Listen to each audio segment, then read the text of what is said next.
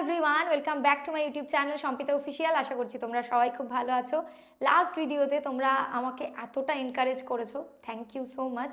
সেই কারণেই ভাবলাম তোমাদের লাইফেও হয়তো অনেক প্রবলেম আছে যেগুলোর সলিউশন তোমরা খুঁজছো বা তোমরা আমাকে বলতে চাও। তাই একটা কিউএন এর স্টোরি আমি ইনস্টাগ্রামে পোস্ট করেছিলাম যে ইউটিউবে আমি নতুন ভিডিও আপলোড করব। আর সেখানে এত ভালো ভালো কোয়েশ্চেন এসেছে। আমি চুজ করেছি এমন কিছু কোয়েশ্চেন যে প্রবলেমগুলো আমরা সব থেকে বেশি ফেস করি আর যেগুলো থেকে বেরিয়ে যাওয়ার বা সেগুলোকে ডিল করার এক্স্যাক্ট মানে সলিউশন আমাদের কাছে থাকে না। বাই দ্য ওয়ে, এমন অনেক সময় হয় যে আমি ভিডিও আপলোড করি, তোমাদের কাছে নোটিফিকেশান যায় না, কারণ তোমরা আমার চ্যানেলটা সাবস্ক্রাইব তো করেছো কিন্তু বেল বাটনটা অন করোনি। সেই কারণে আমি যখন ভিডিও দিই তোমাদের কাছে নোটিফিকেশান যায় না। তো এখনই সেটা অন করে নাও, যাতে যখনই আমি ভিডিও আপলোড করি তোমাদের কাছে নোটিফিকেশান যায়। যে কোয়েশ্চেনটা এসেছে সেটা হচ্ছে, পিছনের মানুষ তোমাকে নিয়ে সমালোচনা করেই যাচ্ছে, তুমি কি করবে তখন? সমালোচনাটাকে এক একজন এক এক রকমভাবে ডিল করে। কারোর এটা মনে হয় যে ও আমাকে নিয়ে সমালোচনা করেছে, আমি ওকে ডিরেক্ট গিয়ে বলবো, আমিও চুগলি করে বেড়াবো, ও আমার সমালোচনা করলো, আরে তুই তো ওর সম্পর্কে জানিস না, ও কি জিনিস।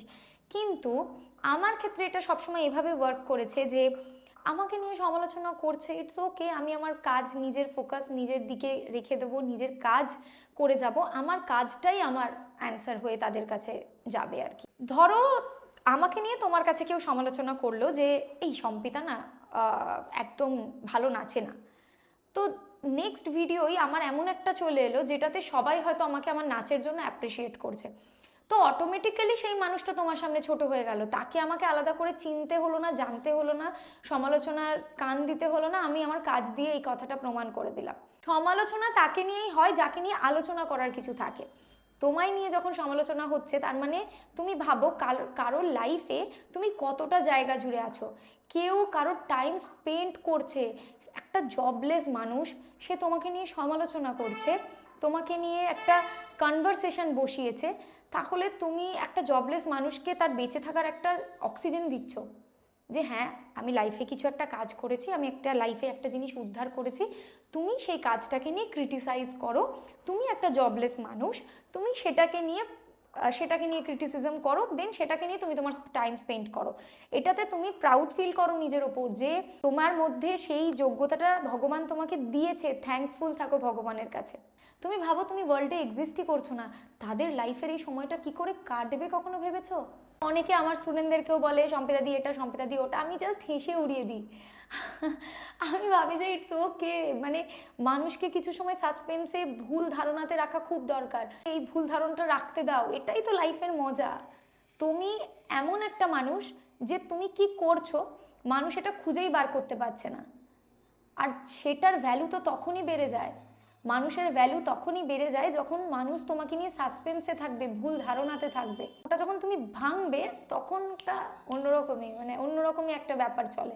যারা তোমাকে নিয়ে সমালোচনা করছে অলওয়েজ তাদেরকে অ্যাপ্রিসিয়েট করো যে থ্যাংক ইউ সো মাচ, আমাকে এভাবেই ক্রিটিসাইজ করতে থাকুন, মানুষের কাছে আমাকে নিয়ে ভুল ধারণা তৈরি করতে থাকুন, এবং আমি একটা একটা করে কাজের মাধ্যমে ভাঙতে থাকি।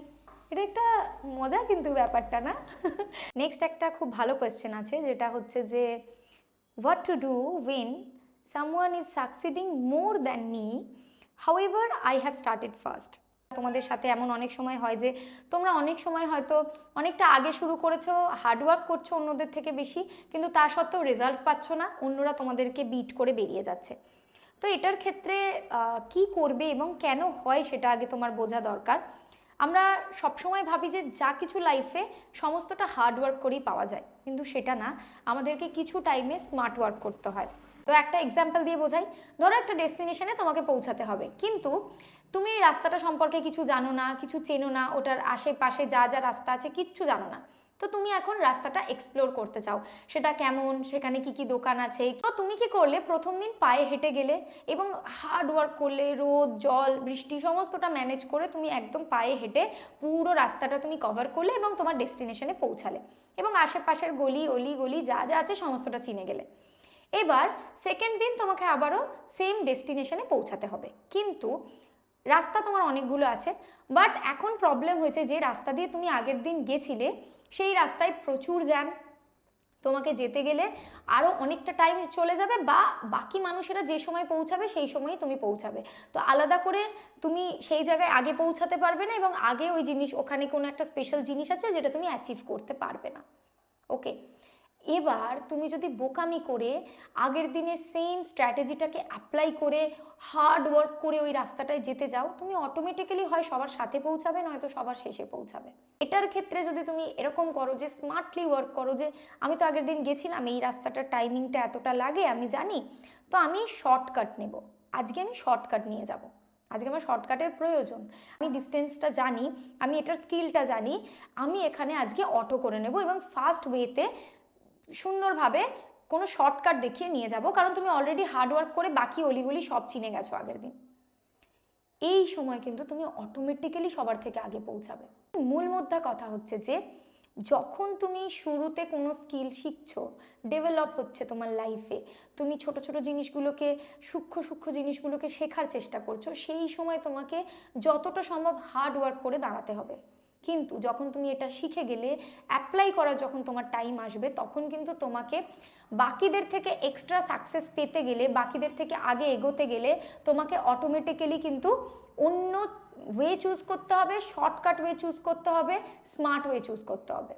অনেক কোম্পানি দেখবে যারা এমন কিছু মানুষকে প্রোভাইড করেছে যেগুলো হয়তো কেউ প্রোভাইড করতো না, দ্যাটস ওয়াই তারা ফার্স্ট অনেকটা এগিয়ে গেছে। লাইক ওয়ো যদি আমি বলি, ওয়োর যে কোম্পানির যিনি ওনার, তিনি কিন্তু বলেছেন যে সে যখন ব্যাচেলর ছিল, সে পড়াশোনার সূত্রে যেখানেই গেছিল, পড়াশোনা তো করেইনি, সমস্ত হোটেলে হোটেলে ঘুরে বেড়াতো এবং ঘুরে দেখতো যে সেই হোটেলগুলোর কি প্রবলেম, কোন কোন সমস্যাটা সেখানে আছে। প্রথমত সব থেকে বেশি দেখতো যে বেশিরভাগ হোটেল ওয়াশরুম ভীষণ নোংরা, এই ধরনের জিনিসগুলো ভালোভাবে ফিল করেছিল এবং পাবলিক যেটা পেতো না সেটাই পাবলিককে সেই ডিম্যান্ডটা পূরণ করেছে। 99% মানুষের থেকে আলাদা স্ট্র্যাটেজি নিয়ে ফেমাস হয়ে গেছে তাড়াতাড়ি।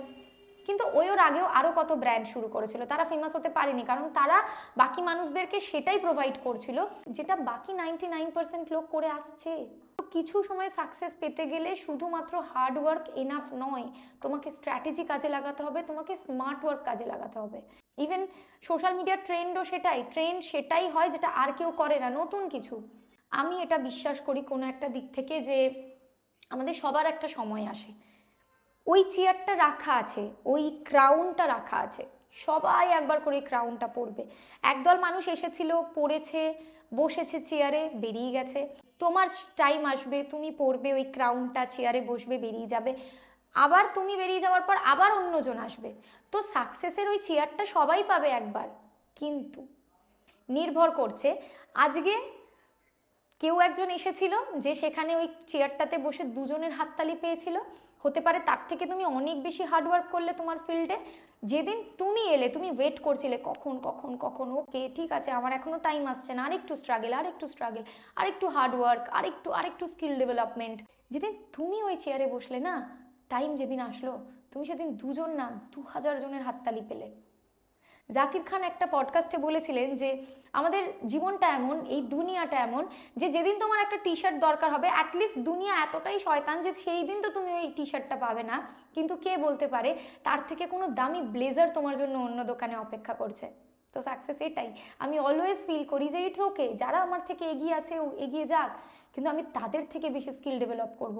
এটাই তো আমার সুযোগ। যখন অন্যরা সাকসেসে আসছে, সেই সময় আমি নিজেকে এমনভাবে তৈরি করে নিই, যেদিন আমি ওই চেয়ারে বসবো সেদিনই দুটো মানুষ না 2000 2 লাখ মানুষ আমার জন্য হাততালি দেবে অ্যান্ড আমাকে বলবে স্যালিউট সম্পিতা, তুমি এটা ডিজার্ভ করো।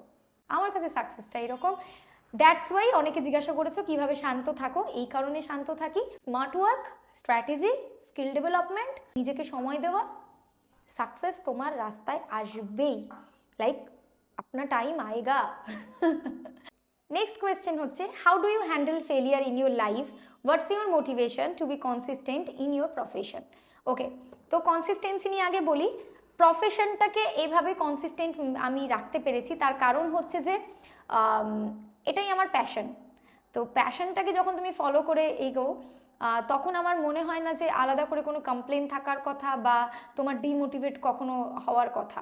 আমি এটাকে অলওয়েজ মানে অ্যাপ্রিসিয়েট করে এগিয়ে যাই।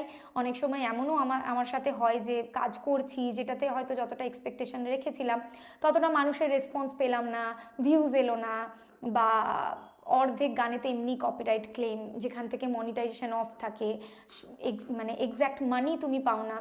বাট আর্টিস্ট হওয়ার তো এটাই মজা যে কোনো কিছু স্বার্থ ছাড়াই আর্টিস্টরা কাজ করে, আমার ক্ষেত্রেও সেটাই হয়।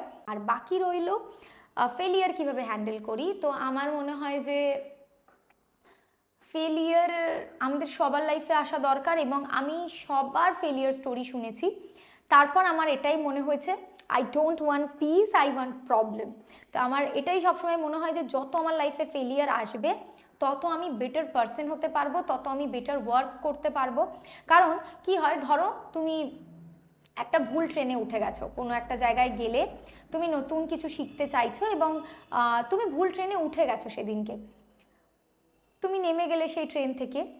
নেক্সট টাইম তুমি যতবারই অন্য কোথাও যাও, তুমি সবার প্রথম কনফার্ম করবে তুমি ঠিক ট্রেনে উঠছো কিনা। যে ভুলটা তুমি করেছিলে সেটা আর কোনোদিন লাইফে করবে না। বড় ভুলটা করার থেকে বেটার যে রোজ ছোট ছোট ভুল করো। আমার মনে হয় যে ইটস ওকে, এটা ওয়ার্ক করছে না, হয়তো এর থেকে বেটার কিছু হবে, এবং বিশ্বাস করো সেটাই হয়। মানে এখন যদি ওটা ওয়ার্ক না করে দেন বেটার কিছু হয়ই। বেশিরভাগ মানুষ এই জন্য ফেলিয়ারটা দেখে, কারণ তারা ভাবে যে খাবারের প্লেট আমার কাছে চলে আসুক, মানে সাকসেস নিজে থেকে আমার কাছে আসুক, আমি জীবনে কোনো ভুলই করব না। কিন্তু সেটা হয় না। আমরা সবাই ছোটবেলায় ভুল জুতো পরে অভ্যস্ত, ডান দিকেরটা বাঁ দিকে, বাঁ দিকেরটা ডান দিকে পরে নিই। কিন্তু তার মানে এটা নয় যে আমাদের সারাটা জীবন এটাই জাস্টিফাই হয়ে যায় যে আমরা জুতো পরতে পারি না, রাইট? যারা আমার লাইফে কোনো বিল পে করে না, আমার লাইফে তাদের নেগেটিভ জাজমেন্টের কোনো জায়গাই নেই। তুমি বুঝতে পারবে কোন জাজমেন্টটা তোমার মানে তোমাকে দমানোর জন্য করা হচ্ছে আর কোন জাজমেন্টটা তোমার ভালো চেয়ে করা হচ্ছে, তুমি নিজেই ফিল করতে পারবে। How to forgive myself for some wrong doings, how to change myself that my past can't define myself. Okay, সব থেকে বড় কথা যে ফরগিভ করার কি আছে তোমার? তুমি একটা ভুল করেছো, যেটা লাস্ট কথাতে আমি বললাম, ছোট করেই তোমাকে বলি যে যে ভুলটা তুমি করেছো সেটার জন্য তোমার নিজের কাছে ক্ষমা চাওয়ার কিছু নেই। আমি একবারের জন্য গিল্টি ফিল করি না আমি জীবনে যে ভুলগুলো করেছি তার জন্য, একবারের জন্য না, বরং ওই ভুলগুলো করার জন্য যে আমি ক্ষমা চেয়েছি আমি সেটার জন্য গিল্টি ফিল করি, যে আমি কেন ক্ষমা চেয়েছিলাম। এটা ভীষণ কমন ব্যাপার, ভুল করা ভীষণ কমন। আমরা ভুল বন্ধুদের চক্করে পড়ে যাই, আমরা ভুল ডিসিশন নিয়ে নিই লাইফে, কিন্তু যেদিন তুমি যখন রিয়েলাইজ করে নিয়েছো না এর থেকে বড় জিনিস আর কিচ্ছু নেই, তুমি ওয়ার্ল্ডকে যতই মিথ্যা কথা বলে দাও না কেন, এন্ড অফ দ্য ডে যখন তুমি মিররের সামনে নিজে দাঁড়াবে, তখন যখন তুমি দেখবে তুমি নিজেকে কখনো মিথ্যা কথা বলতে পারবে না দরজা বন্ধ করে, এবং সেই জায়গায় দাঁড়িয়ে তুমি এন্ড অফ দ্য ডে নিজে ফিল করে নিয়েছো যে আমি ভুল করেছিলাম, আমি এটা থেকে বেরোতে চাই, এরপর আর ভুলটা ভুল থাকে না। আমি যদি কোনো মানুষের সাথে রিলেশনে ঠিকমতো তার সাথে থাকতে পারিনি, তাকে ছেড়ে বেরিয়ে এসেছি, তো আমি বেশ করেছি, হয়নি আমার সাথে মেলেনি, তার ভাইবস মেলেনি, নাই মিলতে পারে। আমার কোনো টিচারের কাছে গেছি, সে কোনো রকম পার্শিয়ালিটি দেখেছি, আমি তার সাথে কাছে শিখতে পারিনি, আমি তাকে ছেড়ে দিয়েছি, ইটস ওকে। আমার কাছে অনেকে ছেড়ে বেরিয়ে যায়, আমার কাছ থেকে অনেক স্টুডেন্ট হয়তো চলে গেছে, এর আগে গেছে বা যেতেই থাকে, এটা এটা এটা একটা লাইফ। আমি কখনো এটার জন্য গিল্টি ফিল করিনি যে আমি তাকে এটা দিতে পারলাম না, বা তারও এটা গিল্টি ফিল করার কিছু নেই যে দিদির কাছ থেকে আমি ছেড়ে চলে গেলাম, তার পোষায়নি, সে চলে গেছে। নিজের চোখে নিজের রেসপেক্টটা সব থেকে উপরে রাখো এবং নিজেকে বলো আমি যা করেছি আমি ঠিক করেছি, কারণ আমি সেদিন এটা করেছিলাম, that's why I am here. আর আমাদের সমাজের একটা অনেক বড় প্রবলেম কি জানো, আমাদের সমাজে একটা বাজে লজিক আছে। আমাদের সমাজের বাজে লজিকটা হচ্ছে যে মানুষেরা মানুষের সাথে ভালো ব্যবহার করে, তাদের কথা মতো চলে, তাদের মতের সাথে অন্যের মতের সাথে তাদের মিল থাকে, তারা ভালো। আর যারা মানুষের সাথে খারাপ বিহেভ করে ফেলে, তাদের এগেনস্টে গিয়ে নিজের মতে চলতে যায়, তারাই সমাজে খারাপ। এটা ভীষণ ভুল। আমি নিজে একটা বই পড়েছি, যে বইতে এটাই লেখা আছে যে কারোর সাথে রুড বিহেভিয়ার একবার করে দেওয়া মানে তুমি খারাপ হয়ে যাওয়া নয়, কারোর সাথে ইমোশনালি না টাচ হয়ে প্রফেশনালি ডিল করা মানে তুমি খারাপ হয়ে যাওয়া নয়। যারা তোমরা নিজেদের ফেলিয়ার নিয়ে এতটা চিন্তিত, আজকে তোমাদের একটা স্টোরি বলি, সেটা হচ্ছে টেড উইলিয়ামস। তো টেড উইলিয়ামস 1957-এ জন্মগ্রহণ করেছিলেন নিউ ইয়র্ক সিটিতে, এবং তা পরবর্তীতে উনি রেডিওতে অ্যানাউন্সার হিসেবে কাজ করতেন 1980, এবং তারপর ধীরে ধীরে উনি এতটাই ড্রাগে অ্যাডিক্টেড হয়ে যান, এবং তার সাথে ড্রাগের সাথে সাথে তিনি অ্যালকোহলে অ্যাডিক্টেড হয়ে যান। ধীরে ধীরে ওনার লাইফ থেকে জব চলে যায়, ওনার বাড়ি চলে যায়, উনি হোমলেস হয়ে যান, এবং একটা সময় তিনি রাস্তার মধ্যে কাটাতেন। এই সময়ই একটা দিন একজন রিপোর্টার যেতে যেতে তার একটা ভিডিও করে, এবং এখনও পর্যন্ত সেই ভিডিওটা 14 বছর আগে আপলোড করা একটা ভিডিও, এখনও অবধি তোমরা দেখতে পাবে ইউটিউবে গেলে। এবং 2011-তে ওনার এই ভিডিওটা আবারও ভাইরাল হয়, এবং ওনার ট্যালেন্ট যেহেতু ছিল, সেই ট্যালেন্ট দিয়ে উনি আবারও রেডিওতে কাজ পান, এবং পুরো ওয়ার্ল্ডে একটা মানে এই ভিডিওটা এত ভিউজ আসে, তখনকার দিনে এটা 14 মিলিয়ন ভিউজ আসে, আরও বেশি। এবং প্রত্যেকটা নিউজ চ্যানেলে এটা এমনভাবে ছড়িয়ে যায়, যেহেতু একজন রিপোর্টার এই ভিডিওটা করেছিল, উনি নতুনভাবে আবার আরও কাজ পান এবং নিজের জীবনে ফেরত আসেন, এবং ওনাকে বলা হয় man with a golden voice. তো উনি নিজের লাইফটাকে একজন হোমলেস পারসন, একজন ড্রাগস অ্যাডিক্টেড, এত কিছু থেকে চেঞ্জ করে যদি এই জায়গায় এসে ওনার পাস্টটাকে আর কেউ মনেই রাখে না, ওনাকে সবাই এটা হিসেবেই চেনেন যে the man with a golden voice. তো তোমার পাস্ট কখনো তোমার ফিউচার ডিফাইন করবে না, এবং তোমার পাস্টে করা কোনো ভুল কোনোদিনই তোমার পরিচয় হতে পারে না। তো আমি চাই আমার মতো তোমরাও স্ট্রং হয়ে যাও, তোমরা যারা আমাকে ফলো করো তারাও আমার মতনই স্ট্রং হও। তো এই ছিল আজকের ভিডিওটা অবশ্যই লাইক করে দিও, শেয়ার করে দিও, আর তাদেরকে অবশ্যই শেয়ার করো যাদের সত্যি এই ভিডিওগুলো দেখা দরকার। ডান্স রিলেটেড অনেক ভিডিওর তোমাদের কোয়েশ্চেন এসেছে, যেগুলো আমি যত তাড়াতাড়ি সম্ভব বাকি আরেকটা হয়তো পার্ট বানাবো। ততক্ষণ তোমরা সবাই ভালো থেকো, তোমাদের সাথে আবার দেখা হবে নেক্সট কোনো ভিডিওতে। টাটা।